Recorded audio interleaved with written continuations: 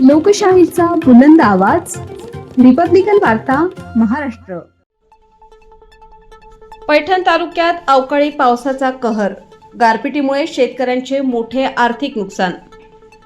दावरवाडी, आपेगाव, कुरणपिंपरी परिसर झोडपला. मोसंबी बागा व रब्बी पिके उद्ध्वस्त. बातमी पैठण येथून. पैठण तालुक्यातील दावरवाडी, आपेगाव, कुरणपिंपरी तसेच आसपासच्या परिसरात अचानक आलेल्या अवकाळी पावसाने जोरदार हजेरी लावत शेतकऱ्यांचे मोठे आर्थिक नुकसान केले आहे. संध्याकाळी सुमारे 6 वाजेच्या दरम्यान वादळी वाऱ्यासह विजांचा कडकडाट आणि गारपीट सुरू झाली. तब्बल 40 ते 45 मिनिटे मुसळधार पाऊस झाल्याने शेतकऱ्यांमध्ये भीतीचे वातावरण निर्माण झाले.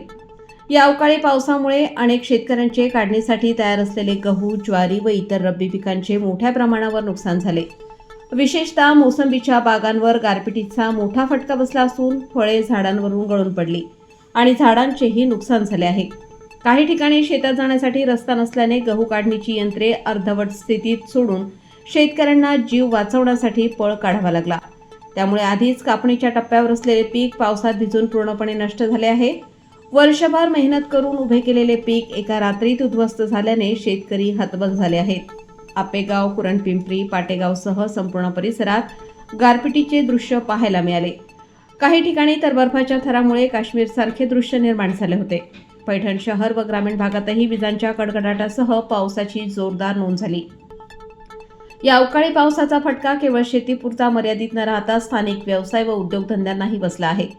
हवामान खात्याच्या अंदाजानुसार 1 तारखेपर्यंत पावसाचे वातावरण कायम राहण्याची शक्यता असल्याने शेतकऱ्यांची चिंता अधिक वाढली आहे. निसर्गाच्या या अचानक बदललेल्या स्वरूपामुळे बळीराजा पुन्हा एकदा संकटात सापडला असून संपूर्ण पैठण तालुक्यात चिंतेचे वातावरण निर्माण झाले आहे. रिपब्लिकन वार्ता, महाराष्ट्र न्यूजसाठी प्रतिनिधी राहुल गिरे, Chhatrapati Sambhajinagar. Subscribe now and press the bell icon. Never miss an update.